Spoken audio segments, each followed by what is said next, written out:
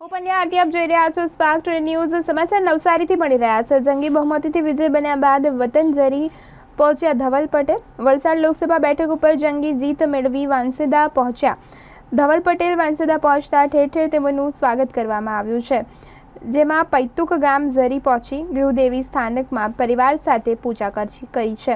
વલસાડ લોકસભા કોંગ્રેસના ઉમેદવારનું અભિમાન મતદારોએ તોડ્યું છે। ધવલ પટેલ દ્વારા કહેવામાં આવ્યું, મારા ગામ અને વિસ્તારના લોકોને મળવા આવ્યો છું। વલસાડ લોકસભા બેઠક ઉપર આદિવાસી વિસ્તારના કામોને પ્રાધાન્ય આપીશ તેવું પણ ધવલ પટેલ દ્વારા જણાવવામાં આવ્યું। આવનારા દિવસોમાં આપણા ચીખલી જેટલા ગામો છે ને પૂરા વલસાડ લોકસભાનો ઉત્તમથી ઉત્તમ વિકાસ કરવાનું કામ આપણે બધા કરવાના જ છે। અને હું તમને ખાતરી આપું છું કે 2027માં વાંસદામાં પણ ભારતીય જનતા પાર્ટીનો ધારાસભ્ય ચોક્કસ હશે।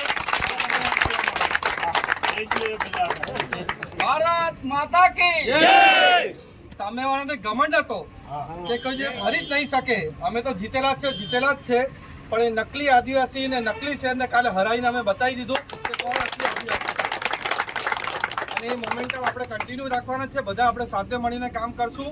અને તમારા કાર્યકર્તાઓની પણ નાની મોટી જેટલી પણ રજૂઆત હોય તે મને કરજો, હું ચોક્કસપણે એને પૂર્ણ કરવાની ખાતરી આપું છું। પણ આપણે બધા આજથી ને હમણાંથી 2027ની તૈયારીમાં લાગી જઈએ અને 8મી તારીખે આપણા પ્રધાનમંત્રી મોદીજી ત્રીજી વાર શપથ લેવાના છે, એના માટે પણ તમને બધાને શુભકામના આપો।